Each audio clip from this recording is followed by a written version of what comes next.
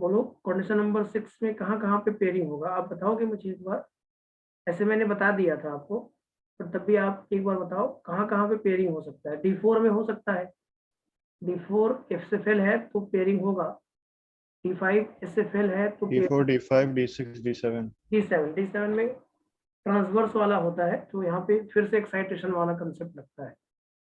चलो फिर आगे ले चलते हैं आपको क्रिस्टल फील्ड थ्योरी की तरफ। आगे सर D8 में इसलिए नहीं होगा कि सर 2 नहीं जा सकते ट्रांसफर्स में।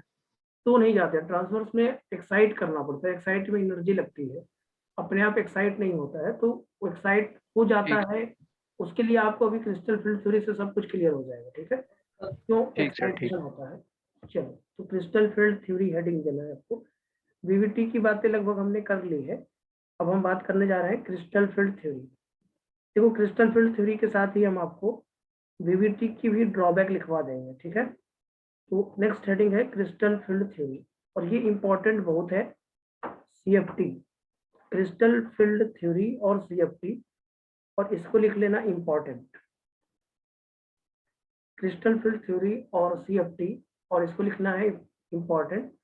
देखो क्रिस्टल फील्ड थ्योरी में क्या माना गया था कि जो लिगेंड था और जो सेंट्रल मेटल एटम है, इन दोनों के बीच में जो इंटरेक्शन है, जैसे इनके बीच में इंटरेक्शन आप कैसे मानते हो, कोऑर्डिनेट बॉन्ड जैसा मानते हो। Bond, yes sir. यस, तो इन्होंने जो माना था उनके बीच में जो इंटरेक्शन था वो आयनिक माना गया था, प्योरली आयनिक, ठीक है। तो ये आप कह सकते हो कि क्रिस्टल फील्ड थ्योरी में according to him, according to, यहाँ पे लिख सकते हो आप according to crystal field theory, मतलब according to him the interaction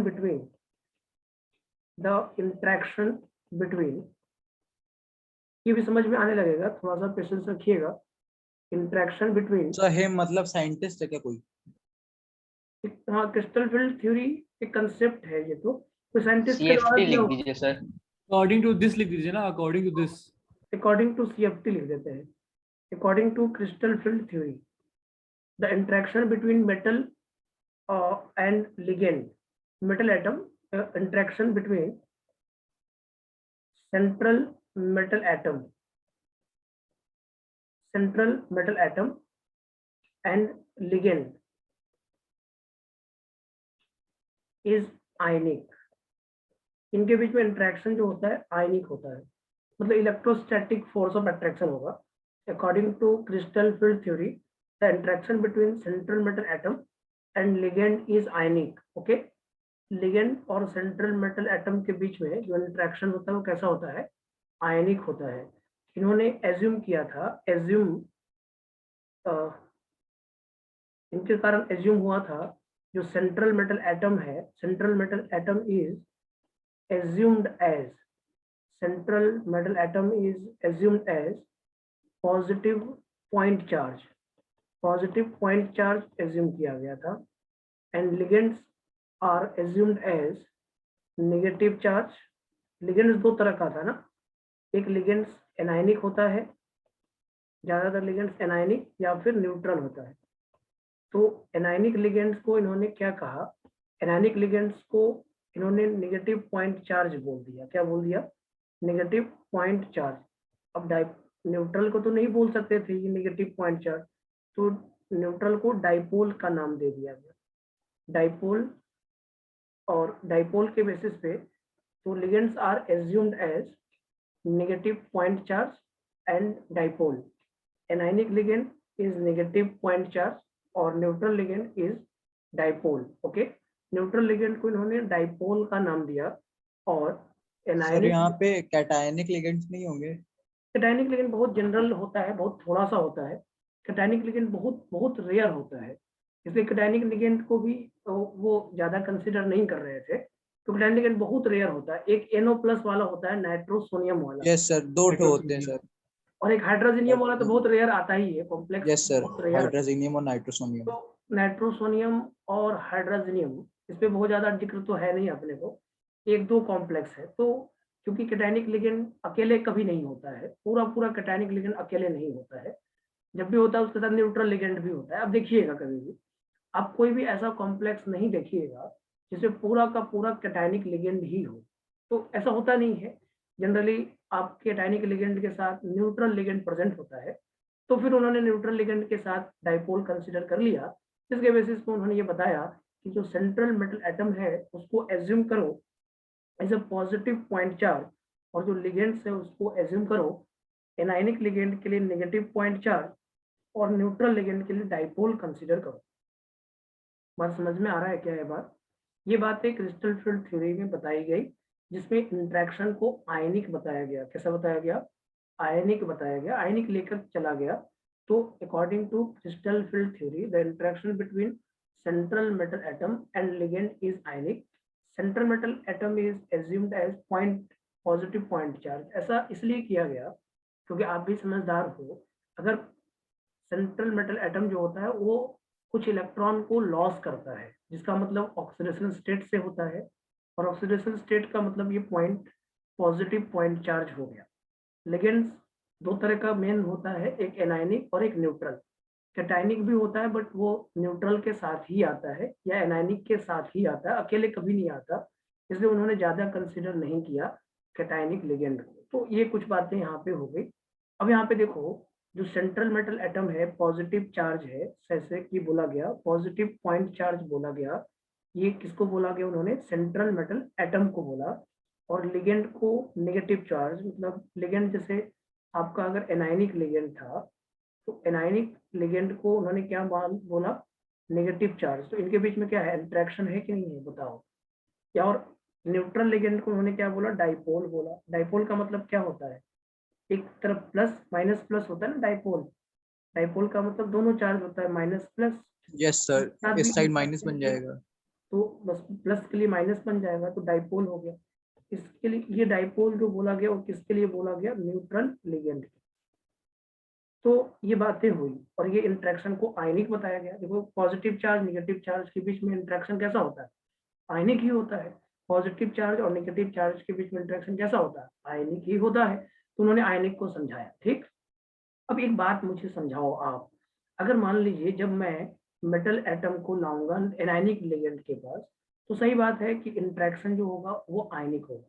क्या इसमें सिर्फ अट्रैक्शन ही होगा या रिपल्शन भी होगा? ये मैं आपसे पूछना चाह रहा हूँ, क्या सिर्फ अट्रैक्शन ही इसमें होगा या रिपल्शन भी होगा? न्यूट्रल में होगा रिपल्शन। सर तो सर इससे रिपल्शन होगा। दो तरह का फोर्सेस निकल के डाइपोल देखो दोनों में दो तरह का फोर्स होगा, क्योंकि देखो सेंट्रल मेटल एटम के पास पॉजिटिव चार्ज है तो इसके पास इलेक्ट्रॉन भी तो है ही, है या नहीं? सेंट्रल मेटल सर है सर है। पॉजिटिव चार्ज ही नहीं है बल्कि उसके अंदर इलेक्ट्रॉन भी है। और लिगेंड के पास नेगेटिव चार्ज है क्योंकि लिगेंड के पास भी इलेक्ट्रॉन है। तो दोनों दोनों इलेक्ट्रॉन जो है एक दूसरे को रिपेल भी करेंगे, और जो पॉजिटिव चार्ज है और नेगेटिव चार्ज है वो एक दूसरे को अट्रैक्ट भी करेगा। तो there are two forces, first is attraction force and second is repulsion force. दो फोर्सेस तो देखनी ही है आपको, अट्रैक्शन फोर्स भी और रिपल्शन फोर्स भी, क्योंकि दोनों फोर्सेस तो आएगा ही आएगा। और ये कोई डाउटफुल नहीं है, ये डाउट नहीं है कि दोनों फोर्सेस नहीं आएगा, दोनों फोर्सेस तो आएगा ही आएगा। तो आप क्या बोलिएगा यहाँ पे? आप क्या बोलने जाएंगे? आप बोलेंगे it experience two type of forces. It experience, सब सेंट्रल मेटल एटम जो है वो दो तरह के फोर्सेस एक्सपीरियंस करेगा। इट एक्सपीरियंस, यहाँ पे आप लिख सकते हैं it experience two type of forces. Two type of forces पर ध्यान समझिएगा बेटा, बहुत इंपॉर्टेंट है, क्योंकि इसी में कंपाउंड में हम सब कुछ बता देंगे आपको। आप समझ लीजिए इसी कंपाउंड में हम क्रिस्टल फील्ड थ्योरी के बेसिस पे हम कॉम्प्लेक्स की स्टेबिलिटी भी समझाएंगे, हम कॉम्प्लेक्स की क्रिस्टल फील्ड स्प्लिटिंग एनर्जी भी समझाएंगे। ओके, तो it experience two type of forces.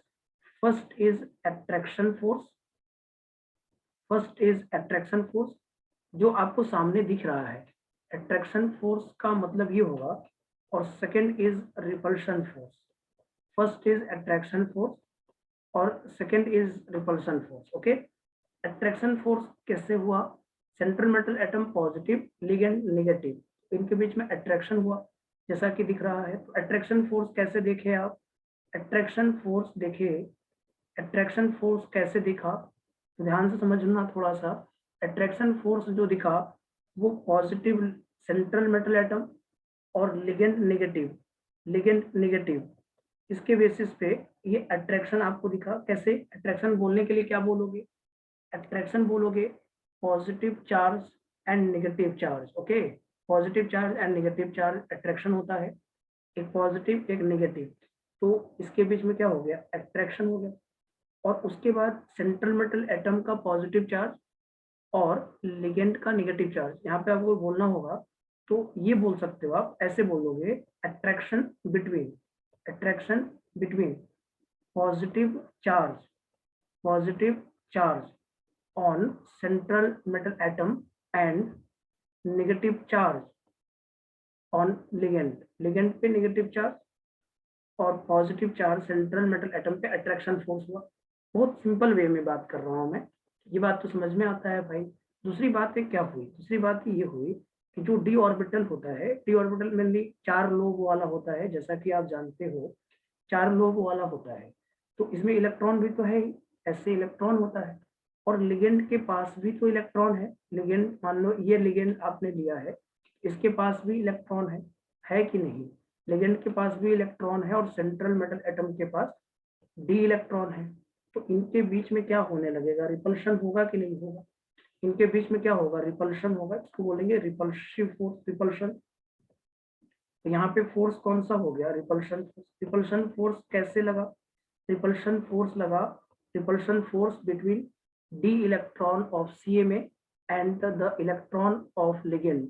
Electron of ligand के इलेक्ट्रॉन्स और मेटल एटम के इलेक्ट्रॉन्स, उनके बीच में क्या होगा? रिपल्शन भी होगा। तो 2 तरह का फोर्स हुआ। एक रिपल्शन फोर्स होगा, किसके बीच में? Repulsion between D electron of CMa and ligand में इलेक्ट्रॉन तो है ही। क्यों इलेक्ट्रॉन है भाई? नेगेटिव चार्ज है तो इलेक्ट्रॉन तो है ही। तो repulsion between D electron of CMa and ligand. There are 2 forces experience. Sir ये रिपल्शन वाला एक बार समझा दीजिए। आपको समझा देते हैं। देखो, आपके पास सेंट्रल मेटल एटम जो है, उसके पास जो पॉजिटिव चार्ज, उसके इनर में डी इलेक्ट्रॉन भी तो है। आपको क्या लगता है? Yes, sir. D5 D6 जो बनता है वो तो इलेक्ट्रॉन ही तो होता है। तो उनके इलेक्ट्रॉन जो अंदर, ये तो देखो आपको पता होगा, आप तो समझदार हो। आपका सेंट्रल मेटल एटम जो है वो न्यूक्लियस और लिगेंड एक दूसरे को अट्रैक्ट करेगा। तो सेंट्रल मेटल एटम का जो न्यूक्लियस होगा वो पॉजिटिवली चार्ज्ड होगा और Yes, sir. Ligand negatively charge, उसको अट्रैक्ट करेगा, न्यूक्लियस अट्रैक्ट करेगा। लेकिन जो अंदर वाले इलेक्ट्रॉन्स होंगे वो तो उसे रिपेल करेंगे ना, क्या लिगेंड को आने देंगे? तुरंत कहेंगे आ जाओ, आना चाहते हो आ नो जाओ। सर। तो वो इलेक्ट्रॉन उसको रोकने की भी कोशिश करेंगे। तो 2 तरह का फोर्सेस आएगा ही आएगा, क्योंकि अंदर वाला जो इलेक्ट्रॉन है, और लिगेंड अपने आप में नेगेटिव चार्ज है। लिगेंड क्या है? लिगेंड का मतलब उसके पास इलेक्ट्रॉन है।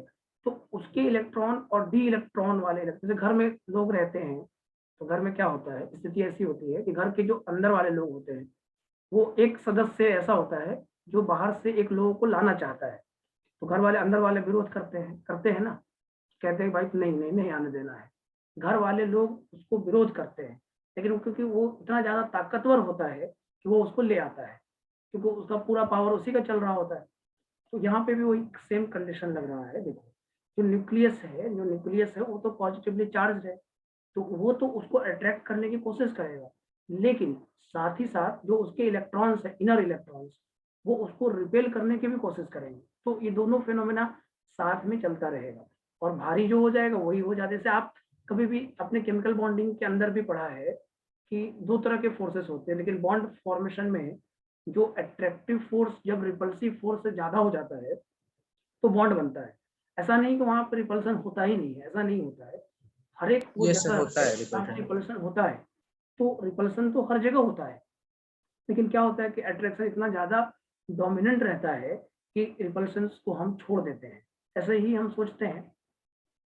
तो यहाँ पे भी 2 बातें हुई, क्योंकि आयनिक इंटरेक्शंस बताने थे। तो मैंने बोला कि according to crystal field theory, एक बार इसको फिर से समझा देता हूँ मैं, तो ये आपको क्लियर हो जाएगा। बहुत आसान सा कंसेप्ट है। According to crystal field theory, the interaction between central metal atom and ligand is ionic. Okay, और central metal atom is assumed as positive point charge, or ligands are assumed as anionic or neutral, so negative point charge and dipole.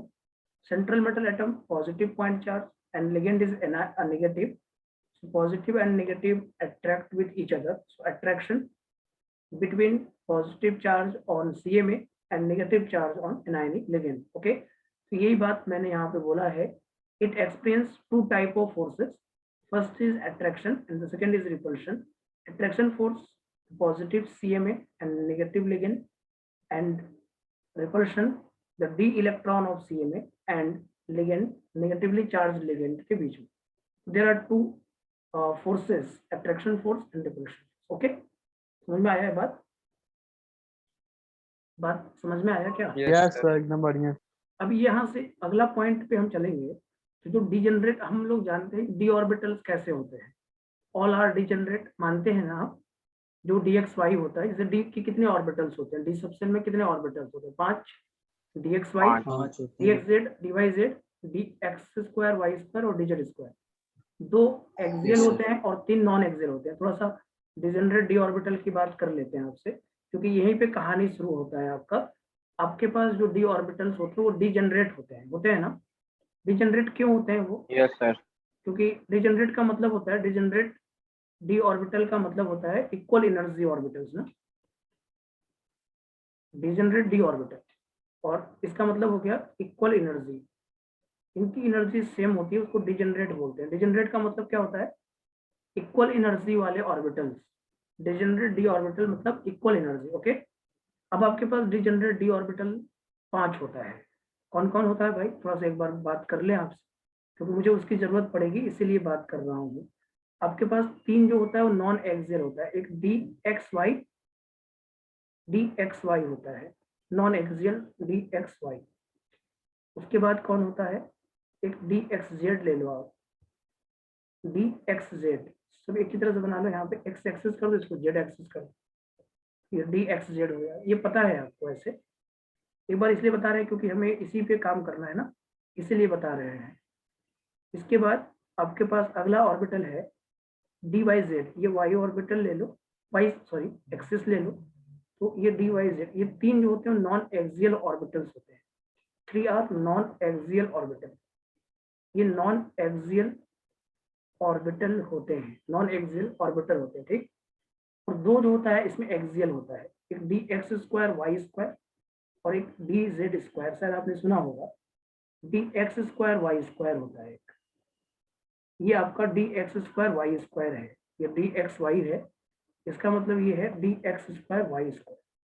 ये axial होता है. एक dz square होता है, आप लोगों ने पढ़ा है. ये देखिए dz स्क्वायर ये होता है, और बीच में इसके जो है एक रिंग बने होते हैं. बीच में ऐसा रिंग होता है, पूरी तरह से आप बना सकते, ऐसे होता है. और ये z एक्सिस होगा तो ये gz स्क्वायर होगा. और ये जो रिंग होता है ना xy प्लेन में होता है, xy प्लेन में होता है. आपको याद होगा ये 2 ऑर्बिटल्स कैसे होते हैं? एक्सियल होते हैं. ये 2 ऑर्बिटल कैसे होते हैं? एक्सियल ऑर्बिटल्स होते हैं. There are 2 types of d orbitals. 3 is non axial and 2 is axial. अब मैं आपको ये क्यों बताया? ये सभी डिजेनरेट होते हैं. एक बार इसको आप समझ लो क्यों मैंने बताया. मैंने इसलिए आपको बताया कि जब लिगेंड आसपास आएगा तो इसका रिपल्शन के कारण इसकी डिजेनरेसी ब्रेक होगा. क्योंकि जो डिजेनरेट ऑर्बिटल है, लिगेंड के प्रेजेंस के कारण, due to the presence of ligand, degeneracy of D orbital will break. क्यों ब्रेक होगा? इसलिए होगा क्योंकि अगर मान लो अगर लिगेंड अलोंग द एक्सिस वाला है तो अलोंग द एक्सिस वाले में ज्यादा रिपल्शन होगा. अगर इन बिटवीन द एक्सिस वाला लिगेंड है तो इन बिटवीन वाले में ज्यादा रिपल्शन होगा. ये बात तो आपको समझ में आ रहा होगा, क्योंकि हमने बोला कि 2 तरह के फोर्सेस को कंसीडर करना है. मैंने ये बोला आपको. तो एक तो अट्रैक्शन हो गया भाई. अट्रैक्शन तो मान लेते हैं बराबर होगा, लेकिन रिपल्शन की कहानी तो बदलेगी ना. अब मान लीजिए जो लिगेंड मान लीजिए कि एक्सियल वाला लिगेंड एक्सिस के अलोंग चल रहा है, तो जो एक्सिस वाला ऑर्बिटल होगा उसमें रिपल्शन ज्यादा होगा, और जो एक्सिस के जो नॉन एक्सिस वाला ऑर्बिटल होगा उसमें रिपल्शन कम होगा. नहीं, जैसे इसको समझने वाली बात है. जैसे 2 लोग चल रहे हैं, एक तरफ से CMA चला और उधर से लिगेंड भी उसी रास्ते पे चला. दोनों को टकराने के चांसेस पूरे हैं. तो यहाँ पे रिपल्शन खूब ज्यादा है ना. लेकिन एक लिगेंड ऐसे चला और लिगेंड ऐसे चला, इनमें टकराने के चांसेस कम है, क्योंकि एक लिगेंड और सेंट्रल मेटल एटम का जो ऑर्बिटल है वो ज्यादा भी रिपल्सन शो कर सकता है और कम भी रिपल्सन शो कर सकता है। तो यहाँ पे डिजेनरेसी क्या होता है, ब्रेक होगा due to presence of ligand. अगर लिगेंड एक्सिस के अलोंग चल रहा है तो एक्सियल वाले में ज्यादा रिपल्सन करेगा, और अगर कोई लिगेंड ये इन बिटवीन चल रहा है तो जो इन बिटवीन वाला ऑर्बिटल होगा उसको ज्यादा अफेक्ट करेगा, है या नहीं? बात मानते हो इस चीज को आप? ये बात Yes, मानते sir. हो? तो मैं यही कह रहा हूँ कि डिजेनरेसी जो होगा, जो अभी तक आपने डिजेनरेट ऑर्बिटल पढ़ा है, डिजेनरेट ऑर्बिटल तब तक पढ़ा है जब तक उसमें लिगेंड नहीं था, लेकिन जैसे ही लिगेंड आ जाएगा बेटा, उसकी डी ऑर्बिटल की डिजेनरेसी क्या हो जाएगी, ब्रेक हो जाएगी। ओके, और जो ये सब कंसेप्ट था ना, जो पेयरिंग कराने वाला कंसेप्ट भी इसी से आता था। क्यों? क्योंकि वहां डिजेनरेसी क्या हो रही थी, ब्रेक हो रही थी, इसीलिए ऐसा हो रहा था, नहीं तो नहीं होता। अगर सब डिजेनरेट होते, सभी अगर डिजेनरेट रह जाते, तो जो पेयरिंग कराने की बात होती वो नहीं करानी पड़ती। आप पेयरिंग का कंसेप्ट का कारण भी यही है। क्या कारण है भाई, समझते हैं थोड़ा और अच्छे से समझते हैं तो समझ में आ जाएगा। तो यहाँ पे आपको एक बात लिखनी पड़ेगी, डिजेनरेसी ऑफ डी ऑर्बिटल, यहाँ पे ये लाइन लिखनी चाहिए आपको, degeneracy of D orbital will break due to presence of ligand की प्रेजेंस के कारण डिजेनरेसी डी ऑर्बिटल का ब्रेक होगा। और ये बात प्रूफ भी कर देंगे हम कैसे ब्रेक होगा, क्यों ब्रेक होना चाहिए। अगर लिगेंड मान लीजिए सामने से आ रहा है तो सामने वाला ऑर्बिटल में ज्यादा रिपल्सन होगा, और जो इन बिटवीन वाला ऑर्बिटल है उसमें रिपल्सन कम होगा कि नहीं होगा, ये बात मानते हो? दो लोग सामने सामने आ जाते हैं तो रिपल्सन के चांसेस ज्यादा है ना, लेकिन अब सामने सामने नहीं आया तो रिपल्सन कम होगा ना। तो वही मैं बोल रहा हूँ कि degeneracy of D orbital will break due to the presence of ligand. Okay, तो इसीलिए इसका नाम स्प्लिटिंग बोलते हैं, स्प्लिटिंग। क्रिस्टल फील्ड थ्योरी में एक नाम आएगा स्प्लिटिंग, स्प्लिट हो जाना। तो डी की स्प्लिटिंग होती है, यहाँ पे क्या होती है, डी की स्प्लिटिंग होती है। ओके, तो नेक्स्ट हेडिंग पे यही चलना है हमें, यही आपको पढ़ाना है मुझे कि crystal field splitting in octahedral complex पहले पढ़ाऊंगा बेटा, फिर मैं आपको टेट्राहेड्रल पढ़ाऊंगा, और फिर मैं स्क्वायर प्लेनर पढ़ाऊंगा। यही तीन पढ़ना है ना मेनली। देखो लिनियर भी होता है, लेकिन लिनियर कोई ज्यादा पूछता नहीं है, तो लिनियर क्यों पढ़ाऊंगा मैं आपको? सीधे सीधे मैं आपको ऑक्टाहेड्रल की स्प्लिटिंग पढ़ाऊंगा, टेट्राहेड्रल की स्प्लिटिंग पढ़ाऊंगा, और स्क्वायर प्लेनर की स्प्लिटिंग पढ़ाऊंगा। और अगर आप मन होगा तो मैं लिनियर का भी लास्ट में पढ़ाऊंगा, लेकिन पहले तो मैं ऑक्टाहेड्रल की स्प्लिटिंग पढ़ाने जा रहा हूँ, उसको देखेंगे आप, समझिएगा। तो हेडिंग ये होना चाहिए, क्रिस्टल फील्ड स्प्लिटिंग। आपको समझ में आ जाएगा, कुछ भी नहीं है, बाद में तो ये बहुत आसान होने वाला है। Crystal field splitting in octahedral complex, crystal field splitting in octahedral complex, इसकी स्प्लिटिंग की बात करते हैं। थोड़ा सा इसको समझना बेटा, आपको आ जाएगा, बहुत प्रॉब्लम वाली बात नहीं है। थोड़ा सा एक बार पेशेंस रख के आप अगर क्रिस्टल फील्ड थ्योरी सीख गए तो आपको मैक्सिमम चांस रहता है क्रिस्टल फील्ड थ्योरी का ही क्वेश्चन आएगा, मैक्सिमम चांस। तो जेई मेन के अंदर तो अगर मान लो क्रिस्टल फील्ड थ्योरी से नहीं आया तो जेई एडवांस में तो एक क्वेश्चन फिक्स है, सीएफटी का एक क्वेश्चन एकदम फिक्स है, 100% वो फिक्स है, मतलब फिक्स है। क्या आएगा वो भी बता दूंगा मैं आपको, कैसे आता है वो भी आप देखेंगे तो समझ में आ ही जाएगा। देखिए होगा क्या कि बीच में आपका मेटल है, और ये जो ऑक्टाहेड्रल कॉम्प्लेक्स होता है उसकी कैसी स्ट्रक्चर कैसी होती है, ये ऐसा स्ट्रक्चर होता है, अपने ऑक्टाहेड्रल के अंदर पढ़ रखा है, ये ना स्ट्रक्चर होता है आपका। तो ये इधर लिगेंड है, yes sir. Ligand ligand ligand ligand. अब ये देखिए आपका मान लो ये एक्स एक्सिस है, आप जानते हो ये वाई एक्सिस लेना पड़ेगा आपको, ये एक्स एक्सिस, क्योंकि सभी एक्सिस के लॉन्ग होता है, सभी 90 डिग्री एंगल होता है। ये एक्स एक्सिस, तो ये वाला आपको जेड एक्सिस बोलना पड़ेगा। क्या वो एक्सिस बोलना पड़ेगा, जेड एक्सिस। इसका मतलब हर एक लिगेंड जो है वो अलोंग द एक्सिस है।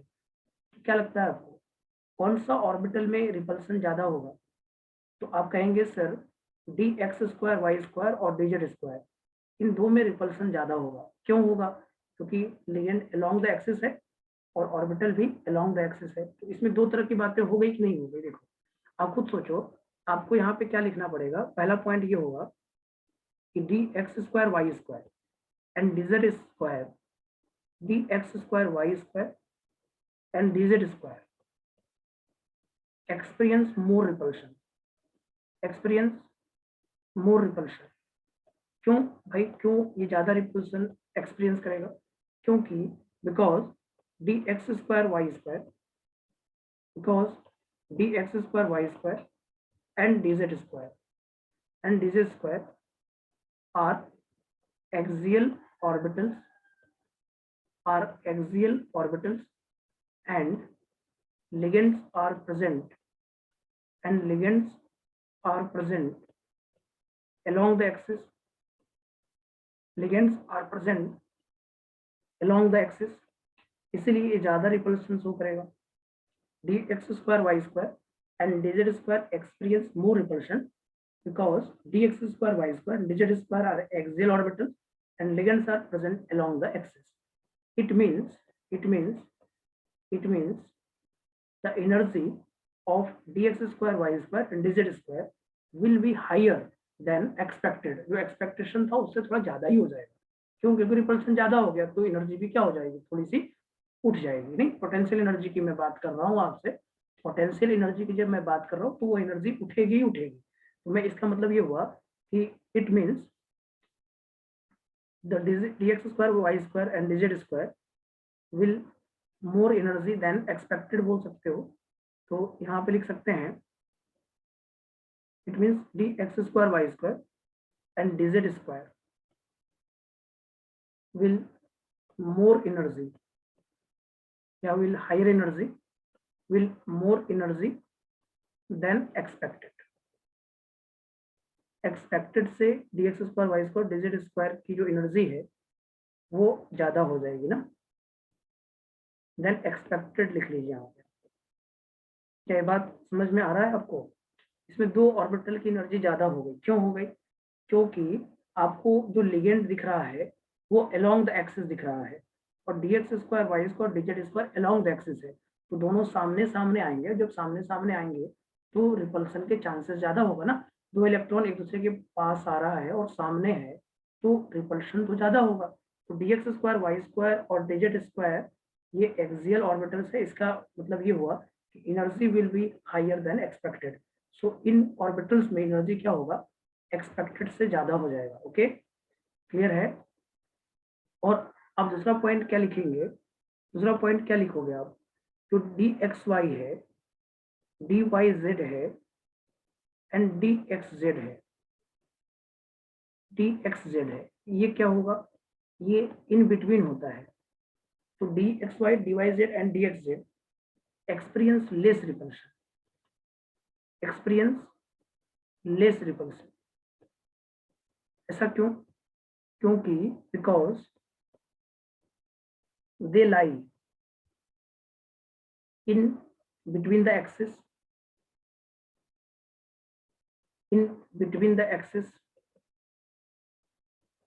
and ligands are present along the axis.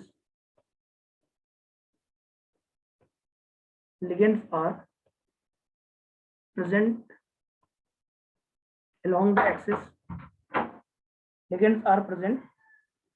along the axis.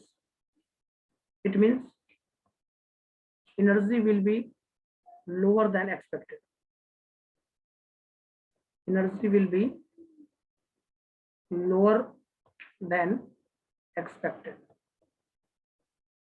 एक बार आप इसको चेक कर लो. अगर आपको डाउट लगे तो पूछ सकते हो हमसे. देखो, क्रिस्टल फिर स्प्लिटिंग ऑफ ऑक्टाहेड्रल कॉम्प्लेक्स की बात कर रहे हैं. तो क्रिस्टल फिर स्प्लिटिंग ऑक्टाहेड्रल कॉम्प्लेक्स में तो dx स्क्वायर y स्क्वायर और dz स्क्वायर होगा, उसमें रिपल्सन ज्यादा होगा. अगर आपको कोई डाउट है तो पूछ सकते हो आप हमसे. किसी बच्चे को अगर कोई डाउट है तो आप हमसे पूछ सकते हो. एक बार देख लो आप. कोई डाउट लग रहा है आपको? क्लियर है सर, क्लियर है पूरा. तो इसमें 3 में कम एनर्जी होगा और 2 में एनर्जी एक्सपेक्टेड से ज्यादा हो जाएगा. क्योंकि वो इन बिटवीन वाले में कम थोड़ा सा रिपल्सन होगा. सर. हाँ बोलो. सर, अलग अलग कंपाउंड के लिए फिर बना के देखना पड़ेगा ना कि उसके लिगेंड्स उसमें एक्सिस पे है कि नहीं. नहीं, वो आपको नहीं चेक करना पड़ेगा. वो आपको क्यों चेक करना पड़ेगा? वो तो क्वेश्चन ही नहीं है ना. क्योंकि आपका ये होगा जैसे आगे इसकी बात जब करेंगे हम, अभी तो इसको डायग्राम से हम बताएंगे कैसे कौन सा कैसे भरना है आपको इलेक्ट्रॉन्स को. वो तो हम बता देंगे। तो आपको ये क्यों चेक करना पड़ेगा बताओ मुझे कि कौन सा ऑर्बिटल कैसे, उससे आपको क्या लेना देना। 5 ही ऑर्बिटल होता है ना। और आप जैसे भी कंफ्यूजन से आप अभी लिख रहे थे, जैसे Fe+3 लिख रहे थे, तो आप D5 लिखते थे ना। तो D5 पे आपको क्यों चेक करना है कि कौन yes sir. Square Y square है, कौन सा डिजिट स्क्वायर। ये तो क्वेश्चन मार्क नहीं है। अभी रुकोगे, अभी थोड़ा सा, अभी तो थोड़ी सी बातें बताइए, अभी तो अभी बात पूरी कहानी बाकी है। अभी तो इसका डायग्राम समझाएंगे, फिर हम आपको समझाएंगे कि आपको कैसे कुछ नहीं देखना है, ये बात आपको समझ में आ जाएगा। अभी तो हमने कुछ कहा ही नहीं, अभी तो ज्यादा कहा ही नहीं है मैंने। अभी तो बस मैंने इतना कहा है कि जो अलोंग द एक्सिस वाले ऑर्बिटल्स होंगे उनमें रिपल्सन ज्यादा, और डिजेनरेसी को ब्रेक समझाया है मैंने अभी। अभी तो मैंने आपको डिजेनरेसी ब्रेक होता हुआ दिखाया है। देखिए डिजेनरेसी ब्रेक हो गया कि नहीं हो गया। 2 की एनर्जी ज्यादा और 3 की एनर्जी कम, इसका मतलब क्या हो गया, अब तो 5 की एनर्जी बराबर थी, यस सर। एनर्जी अब अलग हो गई। अब अलग अलग हो गई ना। अभी तो बस मैंने इतना ही सिखाया आपको कि डिजेनरेसी ब्रेक होगा। अब इसको डायग्राम के सहारे से देखते हैं कि डायग्राम कैसा होगा इसका। इसमें डायग्राम कैसा होगा, यहाँ पे मेरे साथ देखिए थोड़ा सा। इस डायग्राम से आपको और भी चीजें क्लियर हो जाएगा, एकदम कंसेप्ट पूरा क्लियर हो जाएगा। इस डायग्राम से आपका और भी आसान हो जाएगा।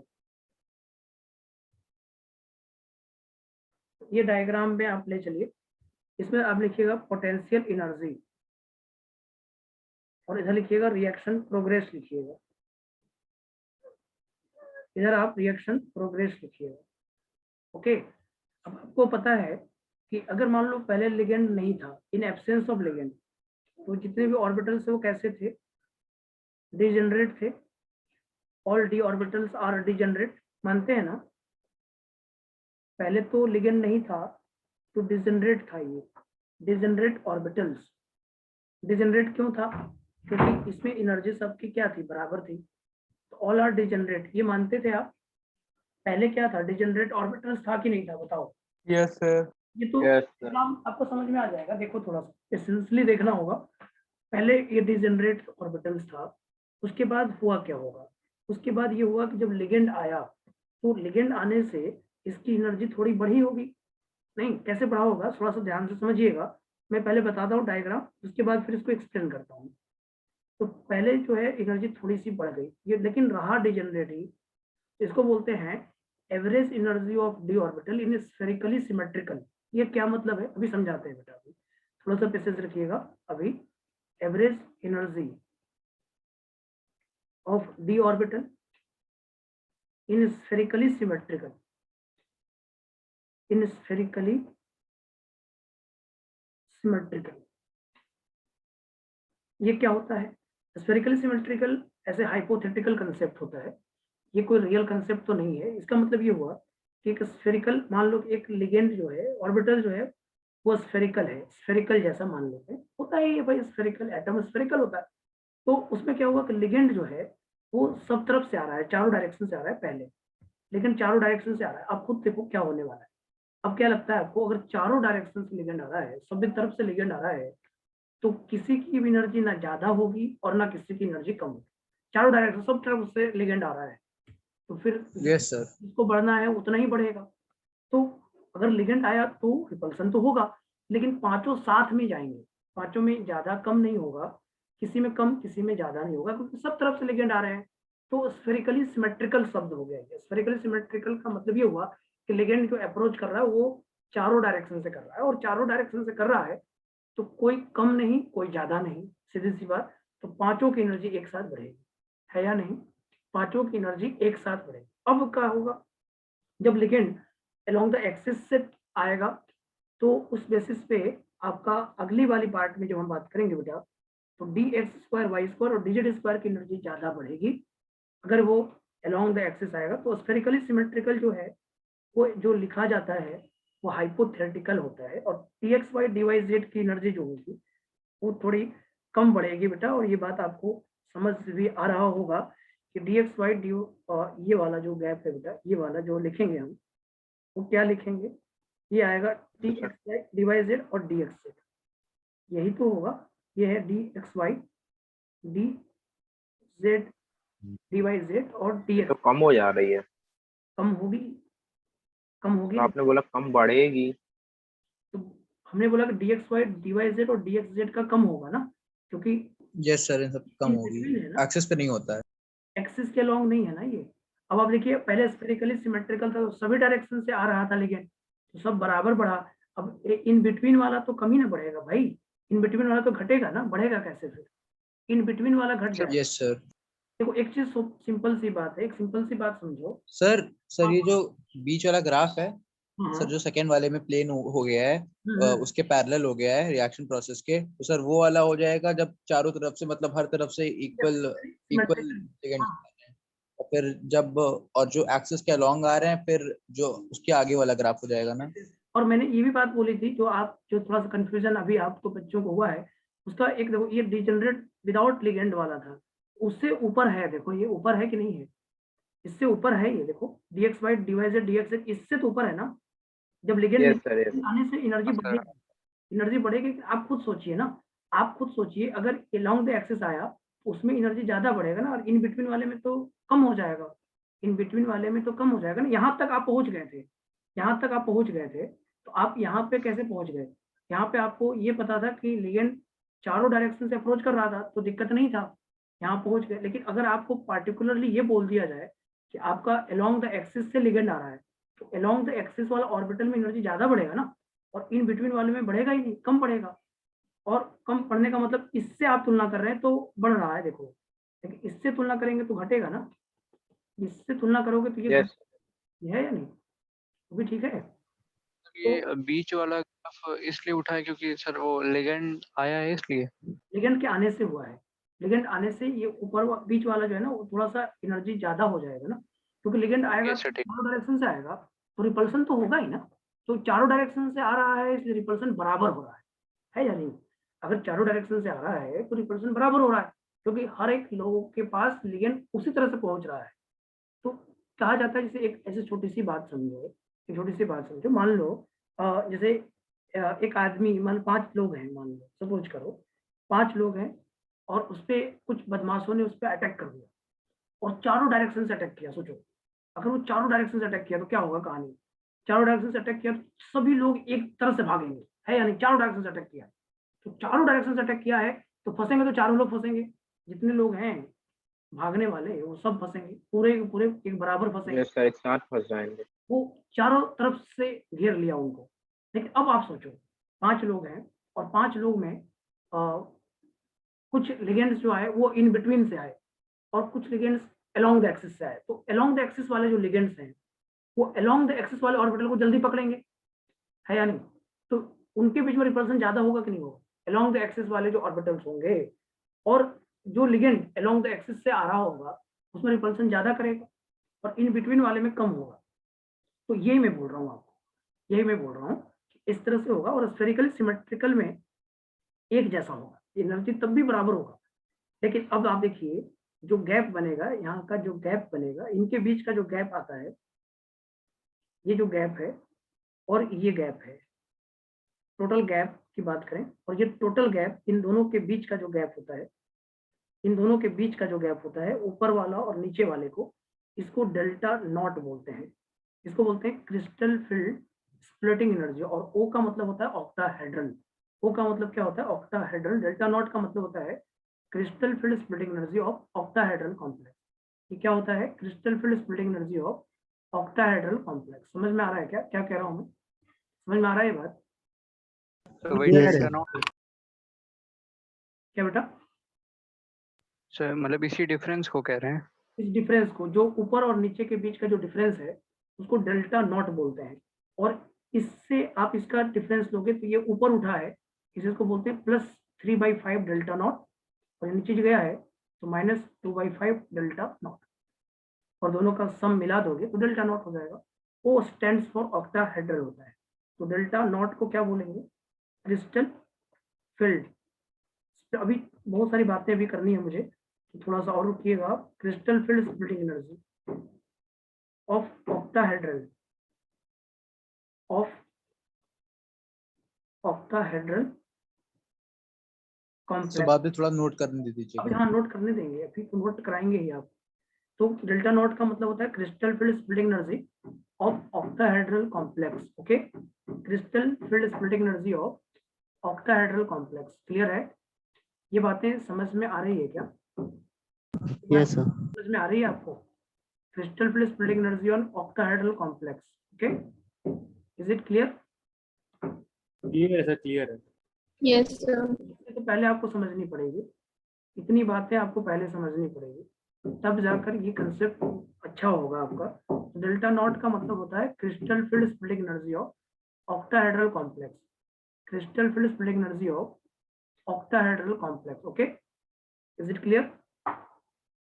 तो डेल्टा नॉट तो यहाँ तक हो गया, ऊपर में 3/5 हो गया। इसको देखो बेटा, dx² y² और dz² दोनों की एनर्जी क्या है? इक्वल है, तो इसको बोलते हैं ईजी बोलते हैं, इसका नाम होता है ईजी। क्या बोलते हैं इसको? ईजी।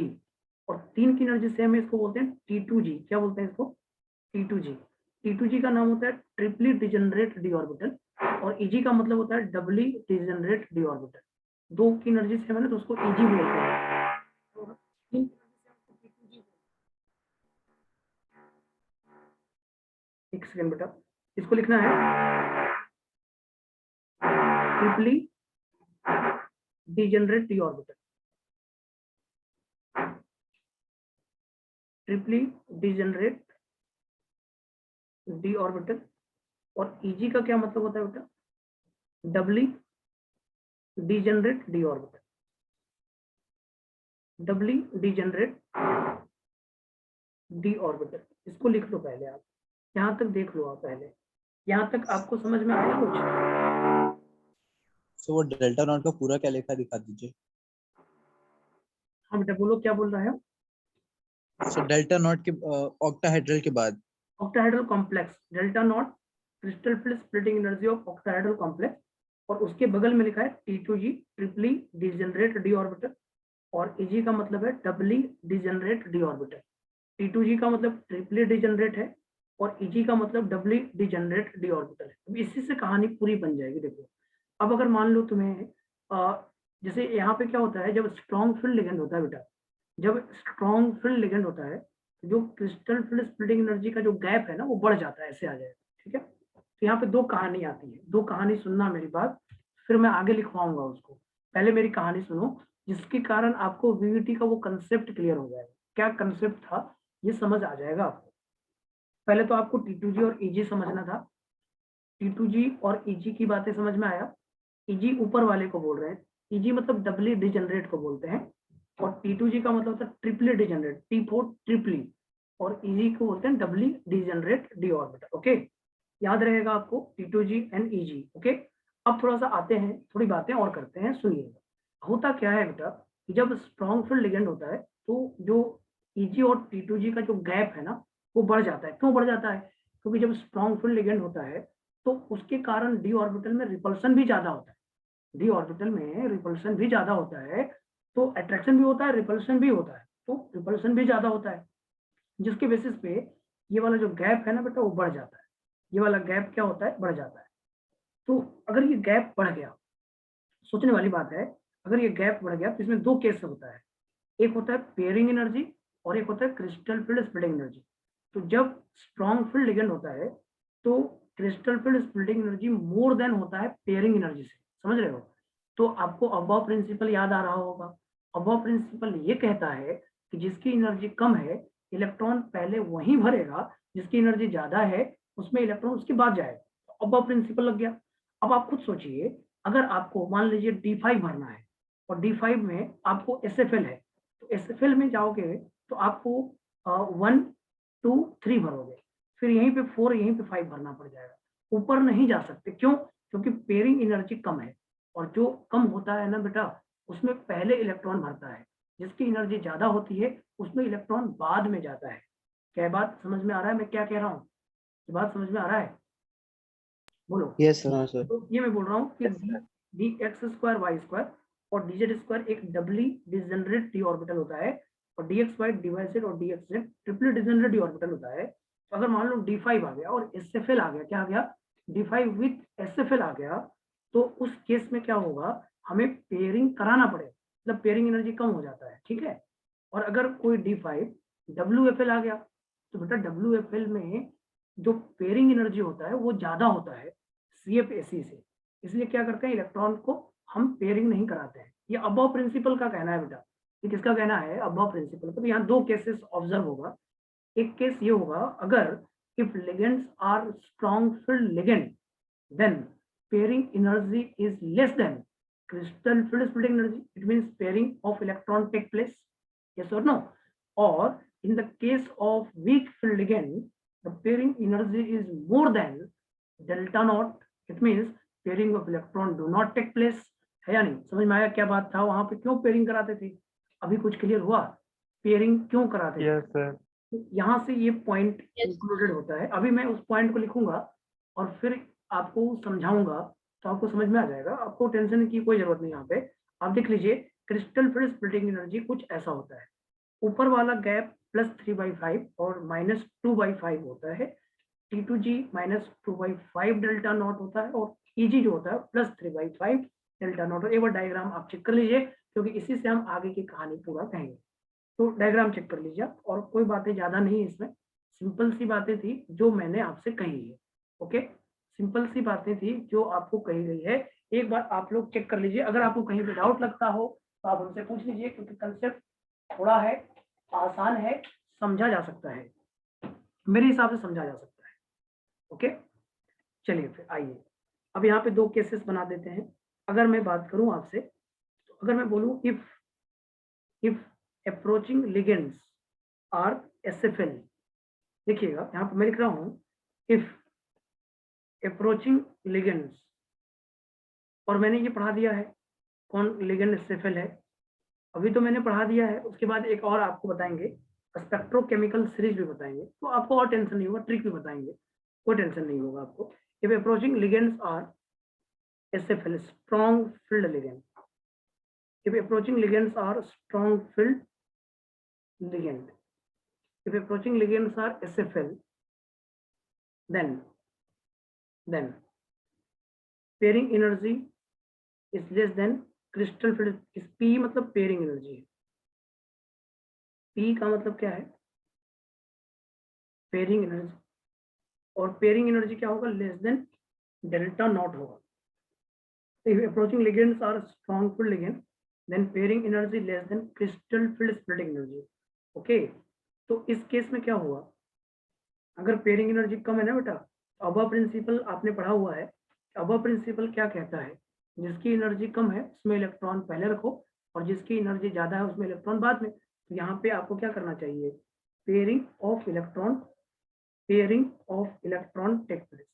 यहाँ पे आपको करना होगा pairing of electron take place. और अगर मान लीजिए, क्योंकि पेयरिंग एनर्जी कम है, तो इलेक्ट्रॉन पहले पेयर्ड होके ऊपर जाना चाहेगा। जैसे मान लो आपको D6 भरना है, तो D6 आप T2G6 कर दीजिएगा डायरेक्टली, क्योंकि 1 2 3 तो भरना ही था आपको, फिर 4 5 6 यहीं पे कर लीजिएगा, और D7 भरना होगा तब ऊपर जाइएगा। समझ रहे हैं आप क्या कह रहा हूं मैं आपको? हाँ सर, समझ आ गया। पेयरिंग एनर्जी कम है ना, तो पेयरिंग एनर्जी पूरा पेयर्ड हो जाएगा तब ऊपर जाएंगे हम। ये अबव प्रिंसिपल कहता है। अबव प्रिंसिपल आपने पढ़ा होगा कि लोएस्ट एनर्जी वाले जो ऑर्बिटल्स होते हैं उनमें सबसे पहले इलेक्ट्रॉन रखना है, और उसके बाद हाईएस्ट एनर्जी वाले ऑर्बिटल्स में रखना है। ये जो कि आपने पढ़ा है। दूसरा क्या है? दूसरा पॉइंट ये है, अगर approaching ligands weak field ligand है, क्या है? अगर अप्रोचिंग लिगेंड्स जो है, if approaching ligands are weak field ligand, अगर अप्रोचिंग लिगेंड्स जो है वो वीक फील्ड लिगेंड है, तो कहानी कैसी है? कहानी ये है कि जो पेयरिंग एनर्जी है वो ग्रेटर होगा क्रिस्टल फील्ड स्प्लिटिंग एनर्जी से, और आपका पेयरिंग ज्यादा हो गया बेटा, तो पहले कहाँ जाएगा इलेक्ट्रॉन?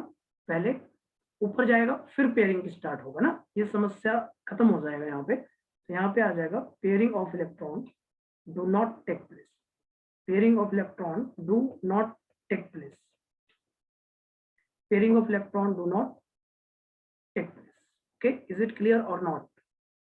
ये कहानी है बेटा, कहाँ पे पेयरिंग होना चाहिए और कहाँ पे पेयरिंग नहीं होना चाहिए, उसकी कहानी यहाँ पे लिखी गई है। एक बार आप लोग देख लीजिए, अगर आपको कोई डाउट है तो वो पूछ सकते हैं आप हमसे। अगर अप्रोचिंग लिगेंड्स SFL है तो उस केस में पेयरिंग ही होगा, और अगर WFL है तो उस केस में पेयरिंग नहीं होगा। और पिछले क्लास में मैंने आपको बताया है SFL कौन होता है? Carbon donor, nitrogen donor SFL होते हैं और ऑक्सीजन डोनर और हेलोजन डोनर WFL होते हैं। तो ये बात हमने आपको बता रखा है। कोई बातें और भी है तो वो तो हम धीरे धीरे आपसे कर ही लेंगे। पूरी बातें, पूरी कहानी जब हम क्रिस्टल फील्ड थ्योरी के एंड ऑफ द क्लासेस में होंगे तो हम पूरी थ्योरी दे रखे होंगे आपको, मतलब हर एक एक्सेप्शन, हर एक छोटे छोटे पॉइंट्स जो आपको मिलने चाहिए वो सब मिल जाएगा यहाँ पे।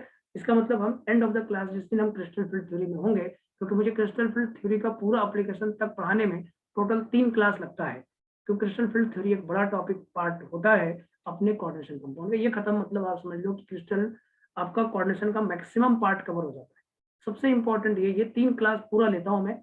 आज एक क्लास होगा, फिर 2 क्लास और होगा, एंड देन आपके पूरे एक्सेप्शंस कवर हो जाएंगे, टोटल कवर हो जाएंगे। और वो एक्सेप्शन जैसा फील नहीं देगा आपको। ऐसा नहीं होगा कि एक्सेप्शन आपको एक्सेप्शन जैसा फील देगा। हर एक का एक रीजन होगा, हर एक का एक कंसेप्ट होगा, तो आपको कोई टेंशन नहीं होगा। तो 3 क्लासेस पूरा देना है आपको। आज तो 1 क्लास होगा, फिर 2 क्लास और देंगे।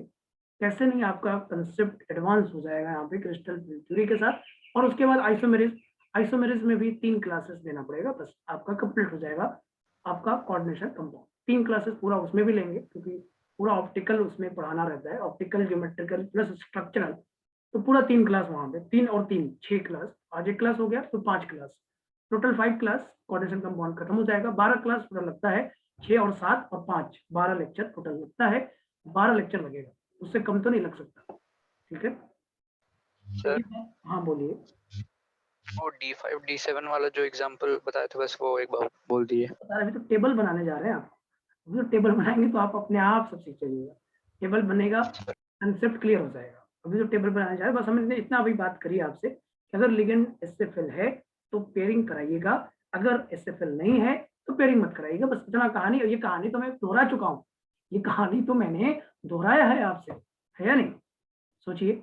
अभी इस पे अभी तो टेबल्स के साथ हम आपसे डिस्कस करेंगे। टेबल बनाते हैं, देखिए टेबल फॉर्म सर वो ग्राफ में वो पोटेंशियल एनर्जी लिखे थे कि पेयरिंग एनर्जी लिखे थे? एनर्जी है ये, पेयरिंग एनर्जी नहीं, पोटेंशियल एनर्जी। यहाँ लिख लीजिए आप। हाँ, वहाँ पे P का मतलब ठीक है सर, ठीक है। पोटेंशियल एनर्जी है, क्योंकि पोटेंशियल एनर्जी रिपल्सन से बढ़ता है, आपको पता होगा। पोटेंशियल एनर्जी जो है ना, स्टेबिलिटी घटता है, पोटेंशियल एनर्जी बढ़ता है, ये सब तो लॉजिक है अपने पास। तो चलिए ठीक है, अभी मैं टेबल को कंप्लीट करता हूँ आपके सामने। देखिए आपके पास कोई कॉन्फ़िगरेशन ले लीजिए। कॉन्फ़िगरेशन ज़्यादा नहीं लिखते, CONF का मतलब कॉन्फ़िगरेशन है। टेबल थोड़ा बड़ा है, बड़ा क्या है लिखने पे तो थोड़ा लगेगा ही ना। कॉन्फ़िगरेशन, अब यहाँ पे लिख रहे हैं इलेक्ट्रॉनिक कॉन्फ़िगरेशन, इसी इन प्रेजेंस ऑफ SFL के प्रेजेंस में थोड़ा सा काम करेंगे बेटा। और यहाँ पे लिख देंगे उसका अनपेयर्ड इलेक्ट्रॉन कितना हो। ये याद नहीं करना है आपको, ऐसा नहीं कि आप इसको याद करने लगे, ये याद नहीं करना है आपको। बस एक बार मेरे साथ टेबल देखना है आपको बस, और आपका कोई काम नहीं इसमें। अनपेयर्ड इलेक्ट्रॉन देख लेंगे, कॉपी में बनाना है ना? हाँ कॉपी में बना लीजिए, तभी तो एक बार आपको कंसेप्ट और थोड़ा अच्छा लगने लगेगा। फिर इसी इन WFL, इसी इन WFL, बस हो गया काम। और इधर लिख लीजिएगा अनपेयर्ड इलेक्ट्रॉन, बस इतना ही टेबल है भैया। अभी हम टेबल कंप्लीट करेंगे तो आपको सीखने को बहुत कुछ मिल जाएगा। बस एक बार टेबल हमारे साथ देखना पड़ेगा।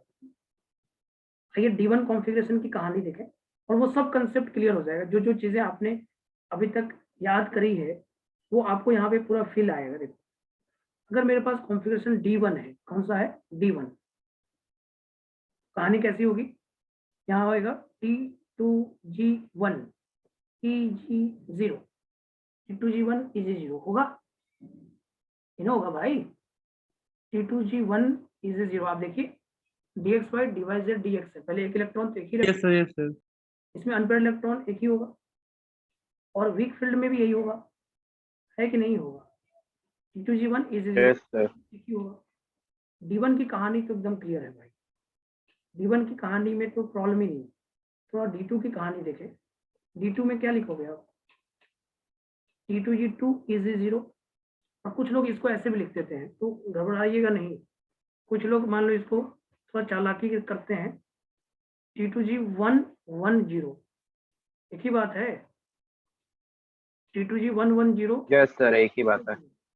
ऐसे लिख देते हैं T2G 110, तो ये मत सोचिएगा कि ये अलग है, ये भी T2G 2 ही है, क्योंकि 1 एक बार देखिए 3 ऑर्बिटल है ना, 1 1 फिर 0, इसमें नहीं गया, इसीलिए 110 लिखते हैं। थोड़ा अनपेड इलेक्ट्रॉन बच्चों को दिखता है, तो 2 अनपेड इलेक्ट्रॉन है यहाँ पे, आप T2G 2 इज 0, अनपेड इलेक्ट्रॉन 2 ही होगा, तो D2 में भी अनपेड इलेक्ट्रॉन 2 होगा और दोनों में कॉन्फ़िगरेशन सेम होगा। देखिए T2G 3 इज 0, अनपेड इलेक्ट्रॉन 3 होगा, T2G 3 इज 0, और इसमें कर देंगे 111,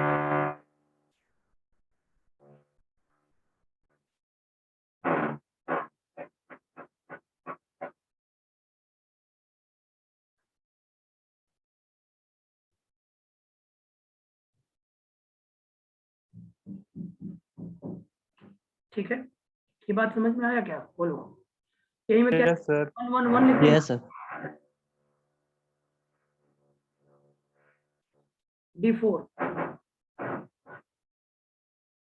D4 बताओ, T2G क्या लिखे? D4 में यस T2G4 T2G4 यहाँ पे पेयरिंग हो गया मान के चलो, और 2 आ जाएगा तो 211 आ गया, और यहाँ क्या लिखोगे? T2G 3 EG1, अनपेड इलेक्ट्रॉन 4, बोलो D4 में कहानी बदली कि नहीं बदली? देखो यस सर।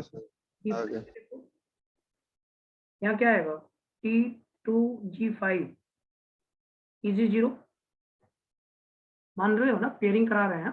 Yes sir. हाँ सर। यहाँ क्या होगा? T2G3 EG2, यहाँ पे 5। देखो WFL से कहानी कितनी बदली, हमने लिखवा दिया था ये लाइन कि D4 D5 में पेयरिंग SFL से फर्क पड़ेगा, और SFL से फर्क पड़ रहा है, दिख रहा है यहाँ। आइए D6 में, यहाँ पे क्या होगा? T2G6 EG0, अनपेड इलेक्ट्रॉन 0 है, 0 T2G4 EG2, यहाँ पे अनपेड इलेक्ट्रॉन 4 है। D6 में कहानी बदला कि नहीं बदला? देखो D6 में कहानी बदला कि नहीं बदला? Yes sir. Yes sir. D5 D6 में बदला। D7 में देखते हैं एक बार, D7 में क्या लिखोगे आप? T2G6 6 EG1 G1, unpaired electron 1 आ जाएगा, G1 1 तो क्या आएगा? T2G5 EG2, 5 unpaid EG2 electron 3 आ जाएगा। 3 D8 में क्या होगा? T2G EG2 हो जाएगा, EG2 हो जाएगा, अनपेड इलेक्ट्रॉन 2 हो जाएगा। अनपेड 2। तो इसमें भी देखो सेम आ गया कि नहीं आ गया? देखो देखो हाँ सर, लेकिन अब सेम रहेगा दोनों का। बस, तो D9 D10 में होगा, D8 D9 D10 में नहीं होगा। यही लाइन लिखवाए थे हम पहले, आपको देखिए अपने कॉपी में, जब हम VBT पढ़ा रहे थे तो हमने लिखवाया था कि D4 D5 और D6 D7 इतने में ही आपका SFL और WFL से फर्क आएगा, बस इसके अलावा नहीं आएगा, इसके अलावा नहीं आएगा। देखो D9 देखो, T2G6 EG3 एक अनपेयर, यहाँ देखो T2G6 EG3 एक अनपेयर, और लास्ट आपका है D10, लास्ट कौन है? D10, ये क्या आएगा? T2G6 EG4, और यहाँ पे 0 अनपेयर, और यहाँ पे T2G6 EG4 0 अनपेयर। ये कहानी इतनी ही तो थी, कहानी बस इतनी ही है। देख लो एक बार, अब आपको पूरा समझ में आ गया होगा। आप कितना जल्दी जल्दी आप मैग्नेटिक मोमेंट निकाल लोगे, आप सोच पा रहे हो कितना जल्दी जल्दी आप मैग्नेटिक मोमेंट निकाल लोगे यार। आपने कॉन्फ़िगरेशन देखा, T2G के टर्म लिखा और तुरंत आपको अनपेड इलेक्ट्रॉन मिल गया, तो ये तो बहुत हेल्प देगा आपको।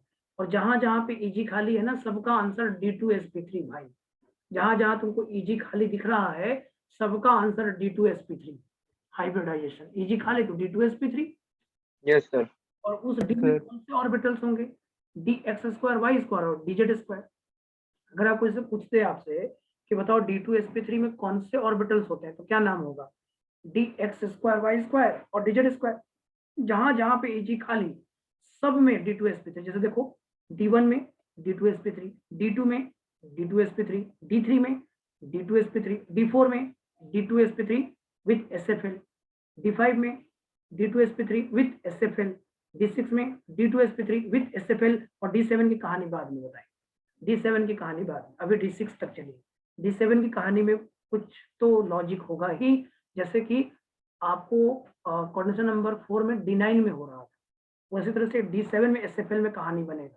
D7 SFL में कहानी बनेगा, क्या कहानी है वो मैं आपको आगे समझाऊंगा, अभी नहीं। तो सर ये D10 में जो वो लिखा है ये वीक वाला, इसमें T2G4 है सर। T2G6, सॉरी सर उल्टा लिखा गया, T2G6 EG4 होगा। ये तो पूरा पूरा भरा रहेगा ना, 10 तो इलेक्ट्रॉन भरने ही है ना, तो आप ठीक हाँ बोल सर वही T2G6 EG4। तो पेयरिंग कहाँ कहाँ पे हुआ, जो दिक्कत आई वो कहाँ कहाँ आई, D4 D5 D6 और इसके अलावा कहीं कुछ नहीं है। इसके अलावा आपको कुछ नहीं करना है भाई, इसके अलावा आपको पेयरिंग वगैरह का कुछ काम नहीं करना है, ये सब एक जैसा हो। कहानी बदलेगी तो D4 D5 D6 D7, इसके अलावा कहानी कहीं नहीं बदलेगी। समझ रहे हो क्या कह रहा हूँ मैं? Yes sir. तो ये बात समझ में आ गया आपको? अब जैसे वो वाला एग्जांपल मैंने तुम्हें दिया था, decreasing order of magnetic moment. अब आपको तो आप समझो सेकंड में बनेगा क्वेश्चन आपसे। कोई क्वेश्चन ऐसा है कि कौन पैरामैग्नेटिक है, कौन डायामैग्नेटिक है, ऐसे क्वेश्चन आए तब भी आपका क्वेश्चन तुरंत बनेगा, फास्ट फास्ट फास्ट बनेगा, है या नहीं? मानते हो आप? तो क्यों ना मैं आपको कुछ एग्जाम्पल से कुछ बातें बताऊं, कुछ एग्जाम्पल देता हूं मैं आपको, उसको समझिए। पहला एग्जाम्पल मैं सिंपल ही दूंगा। ये क्लियर हो गया कंसेप्ट आपका, समझ में आ गया कैसे भरना यस है? सर। क्रिस्टल फील्ड थ्योरी के बेसिस पे आपको इलेक्ट्रॉन ऑक्टाहेड्रल तो इतना आसान पड़ेगा कि आप सोच भी नहीं सकते हो। आप देखो अभी कितना आसानी से आप बताओगे आंसर। मैं बोल रहा हूँ, जैसे पिछले क्लास में मैंने बोला था FeSCN6 और FeCN6, थोड़ा सा एक बार देखते हैं उसको।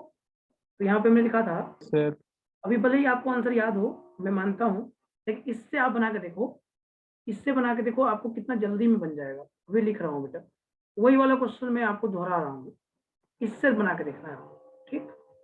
यहाँ लिखिएगा, difference between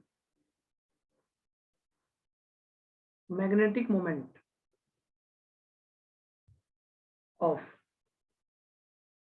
FeSCN6 3 negative and FeCN6 3 negative. एक बार आप इससे बना के देखिए, आपको कौन सा आसान लगेगा ये पता चल जाएगा अभी आपको। यहाँ पे Fe+3, यहाँ पे भी Fe+3। एक बार आप इससे बना के देखिए तो आपको फील आएगा, आपको लगेगा कि हाँ ये तो आसान है, जल्दी बन रहा है। क्योंकि PPT से आप करिएगा थोड़ा सा सोचना पड़ेगा, यहाँ कुछ नहीं सोचना, आप लिखिए, आंसर आ जाएगा। देखिए कैसे, मेरे साथ ही देख लीजिए, तो आंसर तो पता ही है आपको, तो लॉजिक मेरे साथ देख लीजिए। Fe+3 WFL, ये साथ में लिखिए। ये कॉन्फ़िगरेशन क्या है, D5 तुरंत लिखिए, T2G3 EZ2, 5 अनपेयर्ड। यहाँ आइए, Fe+3 SFL D5 तुरंत लिखिए, T2G5 EZ0, एक अनपेयर्ड। कहानी खत्म, मैग्नेटिक मोमेंट आ गया भाई, √35 इसका √3, डिफरेंस 4। ये हमने क्लास में किया था। इससे जल्दी हुआ कि उससे जल्दी हुआ, बताओ? इससे सर, इससे आसानी से हो ज्यादा जा रहा है जल्दी एकदम। हुआ। आपको कुछ नहीं करना पड़ा, ऑर्बिटल डायग्राम आपके दिमाग में नहीं बनाना पड़ा। क्यों बनाओगे आप ऑर्बिटल डायग्राम, क्यों बनाओगे आप? आपको कुछ नहीं बनाना पड़ा। हाँ, वो वाला क्वेश्चन पिछले क्लास में जब मैंने दिया था जल्दी इसलिए बन गया था तो उसके ऊपर मैंने वो क्वेश्चन करा रखा था सेम, इसलिए वो जल्दी बन गया था। लेकिन अगर आप कुछ नहीं देख रहे हो, आपको सीधे क्वेश्चन दिया गया तो इससे जल्दी बन जाएगा। T2G3 EG2 कर दो। ओके, चलो अब एक क्वेश्चन और ये देखो, सर एकदम आसान। इससे बहुत आसानी से बन जाता है ऑक्टाहेड्रल का क्वेश्चन। और पेयरिंग क्यों कराना चाहिए ये भी आपको समझ में आ गया, क्यों कराना चाहिए, क्या होता है कि पेयरिंग कराना ही चाहिए, ये भी क्लियर हो गया। और बातें और क्लियर हो जाएगी टाइम टू टाइम। तो अगला क्वेश्चन ये है, decreasing order of magnetic moment लिखना है आपको। Decreasing order of magnetic moment, बहुत जगह पे ये पूछेगा कि अनपेड इलेक्ट्रॉन वगैरह बताओ, तो ये सब कोई बड़ा चीज थोड़ी है यार, ये सब कोई बड़ा चीज थोड़ी है, तो बता दोगे आप। आते देखते हैं क्या हो रहा है। CO NH3 6, यहाँ पे +3 है, यहाँ लिखा है Cr H2O6 +3, Mn H2O6 +3, Fe CN6 4 minus 5 Fe Cl6 3 minus, ये 5 है और तुरंत बताना है मैग्नेटिक मोमेंट कितना होगा। तो अनपेड इलेक्ट्रॉन ज्यादा तो मैग्नेटिक मोमेंट ज्यादा, तो T2G वाला से कंसेप्ट लगा दो, फास्ट एकदम तुरंत बन जाएगा आपका अनपेड इलेक्ट्रॉन, तुरंत निकलेगा। आंसर बनाना आसान पड़ेगा आपको, एक बार आप इसको देख लो, decreasing order of magnetic moment.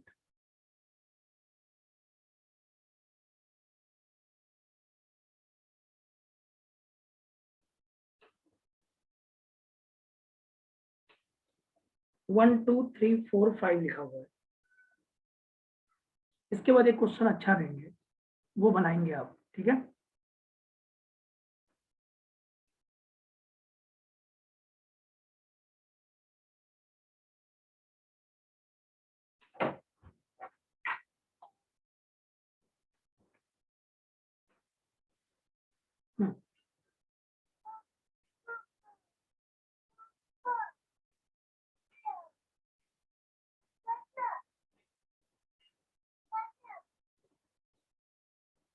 क्या आंसर आएगा बताओ। कोबाल्ट +3 है, कोबाल्ट +3 का मतलब D6 नहीं होगा, बोलो। होगा सर, 0 आएगा इसका। D6 with SFL, D6 with SFL हो गया ना। SFL के साथ क्या लिखोगे, T2G6 Eg0, तो अनपेयर्ड इलेक्ट्रॉन तो 0 हो गया, 0 अनपेयर्ड ना, अनपेयर्ड इलेक्ट्रॉन, अनपेयर्ड 0, ओके। और Cr वाला कितना हो जाएगा, 4s1 3d5 होता है, 3 इलेक्ट्रॉन निकल गया तो D3 हो जाएगा। और D3 WFL से हो चाहे SFL से हो, बात कहानी दोनों एक ही है। T2G3 Eg0, 3 अनपेयर्ड हो जाएगा यहाँ पे, ओके। यहाँ आ जाओ, यहाँ पे क्या आएगा D4, और वो WFL के साथ आ रहा है, क्या आ जाएगा यहाँ पे T2G3 Eg1 ना, 3 Eg1 3 Eg1, तो अनपेयर्ड इलेक्ट्रॉन कितना, अनपेयर्ड इलेक्ट्रॉन 4 आ गया, ठीक है, बहुत अच्छी बात है, तुरंत बन जाएगा, इसमें कोई मेहनत थोड़ी ना करना है। अब आइए यहाँ पे कॉन्फ़िगरेशन क्या होगा, D6 SFL का मतलब हो गया T2G6 particle of matter are very small particle of matter attract each other, particle of matter are constant and motion, particle of matter have देखो बच्चा कुछ पढ़ रहा है। और T2G6 Eg0, अनपेयर्ड इलेक्ट्रॉन कितना 0, और लास्ट वाले में बता दो 5th नंबर में, तो कितना जल्दी आपको अनपेयर्ड इलेक्ट्रॉन निकल के आ रहा है ना, और कितना जल्दी आप मैग्नेटिक मोमेंट को अरेंज कर सकते हो, क्योंकि अनपेयर्ड इलेक्ट्रॉन आ गया तो मैग्नेटिक मोमेंट अरेंज करना आसान है कि नहीं है, बताओ, बोलो। यस हाँ सर। अब यहाँ देखो, यहाँ पे भी क्या है D5, 5 है, T2G3 Eg2। बस हो गया, T2G3 Eg2, अनपेयर्ड इलेक्ट्रॉन ज्यादा तो मैग्नेटिक मोमेंट ज्यादा, तो मैग्नेटिक मोमेंट का ऑर्डर होगा सबसे ज्यादा 5 का, उसके बाद 2 का, नहीं उसके बाद 3 का, 5 3 2 2, फिर 1 और 4 इक्वल 1 = 4, ऐसे आ गया मैग्नेटिक मोमेंट, कितना आसानी से आ गया, आपको कम टाइम में बन गया। आप देखिए मैग्नेटिक मोमेंट निकालने में अगर आप वैसे करते VVT से करते तो आपको टाइम लग जाता तब भी नहीं, D5 फिर आप सोचते इसमें बस थोड़ा टाइम से इलेक्ट्रॉनिक कॉन्फ़िगरेशन मतलब याद होना चाहिए सर, वही है। सर उसी दिन समझ लगा, नहीं तो आज सरल है। तो कॉन्फ़िगरेशन क्यों नहीं बस टाइम इसमें कॉन्फ़िगरेशन पता करने में थोड़ा लग जा रहा है, वरना बहुत आसान है सर ये मेथड। कॉन्फ़िगरेशन तो आपको एकदम जुबान पे होना चाहिए। कोबाल्ट +3 4s2 3d7, एटॉमिक का नंबर ही नहीं याद है सर। सर एटॉमिक नंबर याद ही नहीं है सर, वही दिक्कत हो जा रही है। याद करिए, 30 तक तो बच्चा को याद होना चाहिए, एकदम याद होना चाहिए, उसमें तो कोई डाउट कॉन्फ़िगरेशन भी सर, हाँ। कॉन्फ़िगरेशन भी याद होना चाहिए ना 30 तक। मिनिमम 30 तक तो एकदम याद होना चाहिए, एकदम याद होना ही चाहिए, एकदम नेसेसरी है सर ये। याद है, पर ऐसे अचानक से पूछ देना 27th कौन सा है, तो सब फिर सब ऐसे याद होना चाहिए, एकदम ऐसे ही बीच से याद होना चाहिए। 27 किसका, 28 किसका, 28 निकेल का होता है, ये बीच से याद होना चाहिए, एकदम 30 तक तो याद होना चाहिए, एकदम जुबान पे होना चाहिए। मैं जिंक बोला तो यस सर। 30 बोलना चाहिए, मैंने बोला क्रोमियम तो तुरंत 24 बोलना चाहिए, ऐसे होना यस सर, ये नहीं होगा मम्मी तो मालूम है। दिक्कत हो जाएगा। आप कैसे बनाइएगा आप क्वेश्चन, आपको एटॉमिक नंबर वही दिक्कत थोड़ी हो जा रही है सर, याद करेंगे सर अभी। तक तो एकदम रट जाइए, कैसे भी रट जाइए विथ सिंबल। कोबाल्ट बोला 27, जैसे मुझे याद है, कोबाल्ट मुझे बोलो तुरंत मैं बता दूंगा 27 है। 28 निकेल तुरंत बता दूंगा मैं। कॉपर 29, फिर कॉपर 29, जिंक 30। बस ऐसे याद करो, 30 तक तो मिनिमम याद करो, और आगे नहीं भी याद करोगे तो कोई बात नहीं है, लेकिन याद करना चाहिए। पीरियोडिक टेबल याद करिए, ज्यादा जरूरी है वो, क्योंकि बिना पीरियोडिक टेबल पीरियोडिक याद है सर, पर ऐसे नंबर वाइज नंबर ही डायरेक्टली कोई पूछ देता है। अभी तो आप कोऑर्डिनेशन में जरूरत पड़ेगा आपको, अभी तो याद करना ही पड़ेगा आपको, और आपके पास कोई उपाय है नहीं, आपको करना ही पड़ेगा। हाँ सर, इसीलिए फिर से सर स्टार्टिंग से पढ़ना पड़ता है, गिन गिन के। नहीं कोई बात नहीं, तो अभी आप कर लीजिए, कर लेंगे आप, कोई दिक्कत नहीं है। चलिए मैं आपको एक क्वेश्चन उलझन उलझन वाला देता हूँ, थोड़ा सा मजा आएगा आपको। मैं एक काम करता हूँ, एक छोटा सा काम जो आपको थोड़ा दिमाग लगाना पड़ेगा, तो आप क्वेश्चन में कुछ ढूंढ पाइएगा। देखिए आपको कहा ये क्वेश्चन ऐसे है जहाँ पे आपको थोड़ा देर के लिए लगेगा कि क्वेश्चन गलत लिखा हुआ है। T2G6 EG0 electronic configuration of CMA लिखा हुआ है। T2G6 EG0 electronic configuration of CMA, which of the following complex is paramagnetic? लो अब क्या कह रहा है, ये तो डायमंड दिख रहा है मुझे। which of the following complex is paramagnetic? Question में ऐसा कह दिया और ऑप्शन दिया। बन जाएगा सर, बन जाएगा। हाँ तो एक तो T2G6 EG0 लिखा है, ऐसे ही पता चल रहा है कि डायमैग्नेटिक है, तो क्वेश्चन में तो कुछ तो अलग होना चाहिए। लिखा है ऐसे, देखो बेटा, if CN5, यहाँ पे O2, जब भी O2 की कहानी आती है ना, सब जगह दिक्कत करता है O2 हर जगह दिक्कत करने की पूरी कोशिश में लगा रहता है।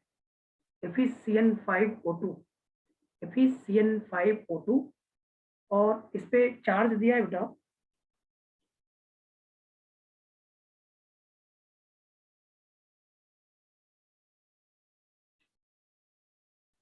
इस पे दिया है -5 चार्ज। FeCN5O2 -5 लिखा है बेटा। ओके ठीक है, ओके चलिए दूसरा देखिए। FeNH3 5O2 लिखा है बेटा, और यहाँ लिखा है, बस इतना ही लिखा है, इतना ही लिखा है। थर्ड लिखा है FeCN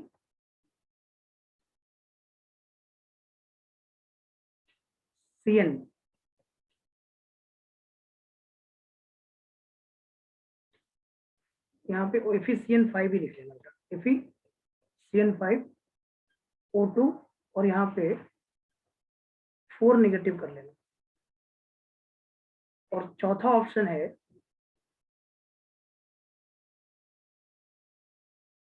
CO ले लेते हैं बेटा, CO कोबाल्ट, CO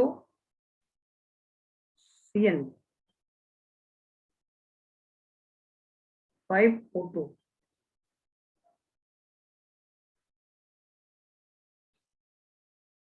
4 नेगेटिव।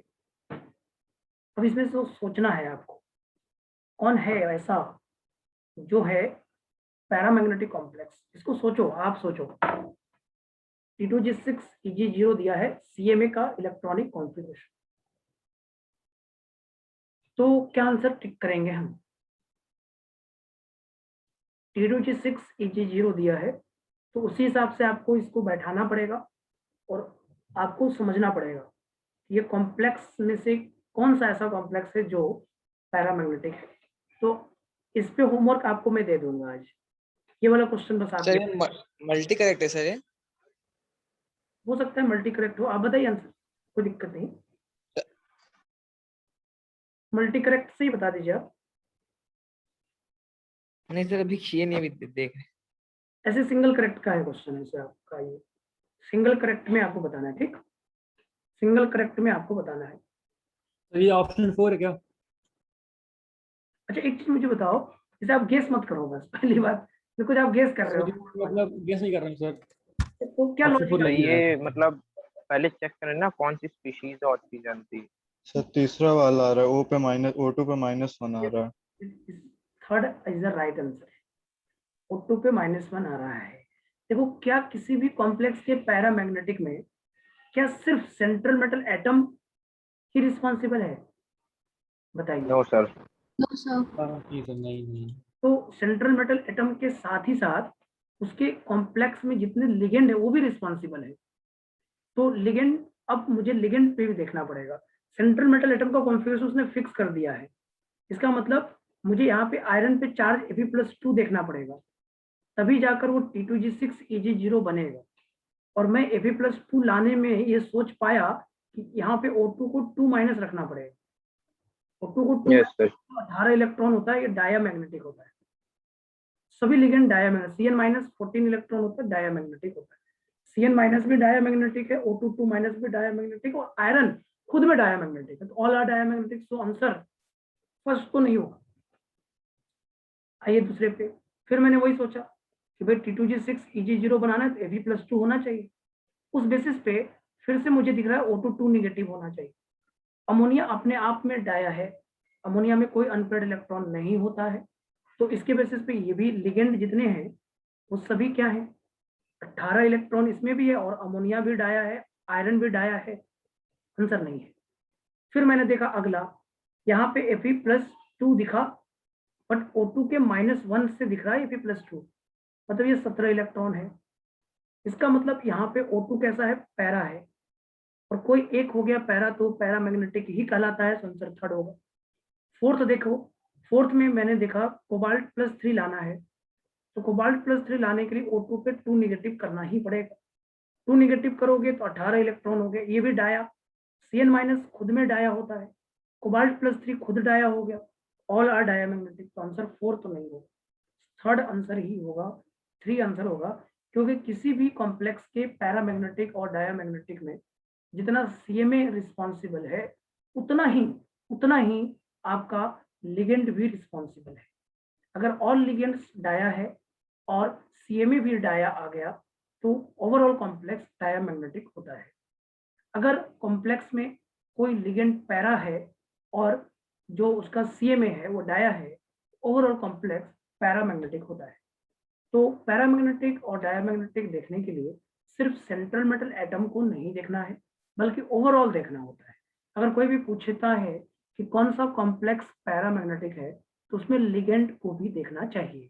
कौन सा कॉम्प्लेक्स पैरामैग्नेटिक है उसमें आपको लिगेंड को भी देखना चाहिए। तो एक अच्छा क्वेश्चन आपके सामने ये था, जहाँ पे आपको थोड़ी देर के लिए ये भी लग सकता था कि ये क्वेश्चन गलत है। क्यों गलत है? क्योंकि T2G6 Eg0 में तो कोई भी अनपेयर्ड इलेक्ट्रॉन नहीं होता है, इसके कारण ये कॉम्प्लेक्स तो जो पूछ रहा है वो गलत पूछ रहा है, ऐसा भी आपको अनुमान लग सकता था। लेकिन यहाँ पे एक चीज जरूर ध्यान रखिएगा, किसी कॉम्प्लेक्स को डाया बोलने से पहले एक बार ये जरूर चेक कर लीजिएगा कि कहीं उसका कोई लिगेंड तो पैरामैग्नेटिक नहीं है ना। अगर उसका लिगेंड कोई भी पैरामैग्नेटिक नहीं है तो कोई दिक्कत नहीं है। और दूसरी बात, एक चीज जरूर ध्यान रखिएगा, जब जब O2 की कहानी आएगी तब तक कुछ बातें अलग आएगी जरूर, क्योंकि O2 3 चीजों में एग्जिस्ट करता है, एक ऑक्साइड के फॉर्म में, एक परऑक्साइड के फॉर्म में, और एक सुपर ऑक्साइड के फॉर्म में। तो विदाउट हिंट आप कभी भी O2 को जज नहीं कर पाइएगा। अब O2 को यहाँ परऑक्साइड लीजिएगा कि सुपर ऑक्साइड लीजिएगा, ये बिना हिंट से पता चल जाएगा क्या आपको? ये कभी नहीं पता चल नो सकता। सर। तो O2 का क्वेश्चन जब जब आएगा तो आपके सामने कुछ चैलेंज जरूर होगा, और वो चैलेंज आपको यहाँ पे समझना ही होगा कि अगर O2 है तो -1 पे चलना है कि O2 के -2 पे चलना है कि O के ऑक्साइड के फॉर्म में चलाना है, कैसे चलाना है, इस बात के लिए तो आपके पास क्वेश्चन आएगा ही आएगा। ओके, समझ में आ गया ये बात? सही बच्चों को ये यस बात? सर। अच्छा सर ये बताइए, हाँ, जैसे ये मतलब ये T2G6 है, तो मतलब इसका जो ये d ऑर्बिटल होगा उसमें 6 इलेक्ट्रॉन होंगे ना सर? हाँ, डी ऑर्बिटल में 6 इलेक्ट्रॉन होंगे। 6 इलेक्ट्रॉन होंगे, और मतलब जैसे ये तीसरा वाला ऑप्शन में CN5 है लिगेंड है सर, ये तो SFL होगा सर, तो मतलब 6 इलेक्ट्रॉन तो पेयरिंग कराएंगे ना, तो मतलब 2-2 कर देंगे, तो पैरामैग्नेटिक नहीं ना होना चाहिए सर? कैसे कैसे कैसे एक बार फिर से बोलिएगा आप। जैसे आयरन यहाँ पे है, E6 आप 6 इलेक्ट्रॉन होगा सर डी ऑर्बिटल में, मतलब 6 इलेक्ट्रॉन हमारे पास है, आप- और ये जो ये तीसरा ऑप्शन है, ये मुझे मतलब ये पैरा लिगेंड जो है वो मतलब जो आयरन का +2 रखिएगा ना आप। आयरन का यस सर। आयरन का सर तभी T2G6 आएगा उस पे। 6 Eg0 आएगा। Iron plus yes sir. चाहिए ना आपको, तो आयरन +2 में Cn-5 हो गया, और O2 पे -1 रखिएगा तभी ना ये आयरन पे +2 आएगा। Yes sir. आयरन के +2 के बाद ही ना आप चेक करिएगा। आपको Cn तो ठीक है, Cn में भाई Cn- के फॉर्म में होता है, तो ये 14 इलेक्ट्रॉन तो है इसके पास। 14 इलेक्ट्रॉन जो होगा वो डाया ही होगा।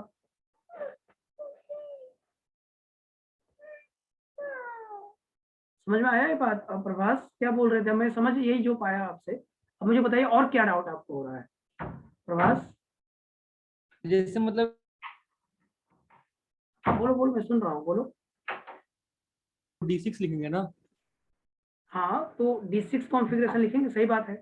तो आयरन D6 लिखेंगे सर, तो जब हम लोग D6 को जब हम लोग ऑर्बिटल में डिस्ट्रीब्यूट करेंगे, मतलब जो करते हैं हम लोग, हाँ हाँ हाँ तो जो ये Cn तो हमारा मतलब स्ट्रॉन्ग है ना सर, हाँ हाँ हाँ। तो मतलब ये तीनों तो इस हिसाब से तो फिर 0 होना चाहिए ना, मतलब अनपेड इलेक्ट्रॉन ना सर, तो आयरन में जो तो हम लोग अभी टेबल बनाए थे नहीं, वो तो सही बात, हम भी तो वही कह रहे हैं। हम भी तो वही कह रहे हैं कि आयरन के बेसिस पे तो 0 अनपेड है, लेकिन O2 भी तो है, लिगेंड भी तो देखना होगा। मतलब बस ये, तो इसमें मतलब क्वेश्चन में तो बस CA में पूछा था ना सर, मतलब ये कॉन्फ़िगरेशन ऑफ CMA है, which of the following complex is paramagnetic? ये कॉन्फ़िगरेशन CMA का है, T2G6 Eg0 configuration of CMA, which of the following complex is paramagnetic? ये कह रहा है वो, कह रहा है कि ये कॉन्फ़िगरेशन CMA है, तो बताओ उनमें से कौन सा कॉम्प्लेक्स पैरामैग्नेटिक, ये बोल रहा है वो, ये है उसका कॉन्फ़िगरेशन। तभी तो आपने सोचा ये कॉन्फ़िगरेशन है, तो उस बेसिस पे CMA के बेसिस पे तो ये डायमैग्नेटिक है ऑन द बेसिस। हाँ सर वही मैं कंफ्यूज हो गया। तो CMA सिर्फ रिस्पॉन्सिबल नहीं है ना किसी कॉम्प्लेक्स के पैरामैग्नेटिक होने में, क्या अकेला CMA रिस्पॉन्सिबल है और कोई रिस्पॉन्सिबल नहीं है उसमें? No sir.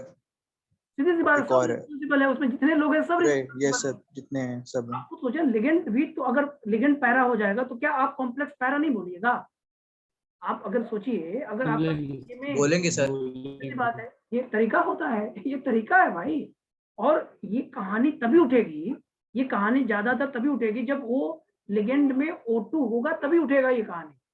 ऐसा क्वेश्चन तभी उठता है जब O2 होता है, क्योंकि O2 में ही दिक्कत है, सब दिक्कत O2 के साथ है कि ऑक्सीजन ऑक्साइड के फॉर्म में लेना है कि पर ऑक्साइड के फॉर्म में लेना है कि सुपर ऑक्साइड के फॉर्म में लेना है, ये सबसे बड़ी प्रॉब्लम है। तो जो दिक्कत है वो ऑक्सीजन के साथ ही है, इसलिए ऑक्सीजन में कहानी जरूर उठेगा, हर बार ये उठेगा। समझ रहे हो क्या कह रहा हूं मैं? हाँ सर समझ गया, अभी आ गया सर। चलिए ठीक है, आगे की कहानी नेक्स्ट क्लास में करेंगे। 3 क्लास पूरा लगेगा मुझे, आज 1 क्लास हुआ है, आप 2 क्लासेस और इसमें मानो, और 3 क्लास और, 5 क्लास टोटल, 12 क्लास टोटल होगा। 6 लेक्चर तक आ गए हैं, 7वां लेक्चर यूट्यूब पे अभी आ जाएगा, उसको आप देखिए, पढ़िए, फिर समझिए, और उसके बाद आपके पास इसका होमवर्क जरूर मैं भेज दूंगा आपको। होमवर्क आज पक्का भेज दूंगा, याद रहेगा मुझे, ऐसा नहीं मैं बार बार नहीं भूल जाता, तो आज जरूर मैं आपको होमवर्क भेज दूंगा, आप बनाइए। और अगर जहां जहां पे आपको समझ में नहीं आए, वहां वहां पे यूट्यूब पे आप एक बार देखिए, तो मजा आएगा। ओके, क्लियर है? ठीक है, फिर नेक्स्ट क्लास मिलते हैं आप। Thank you, sir. Thank you sir. Okay बेटा, थैंक यू बेटा। Sir.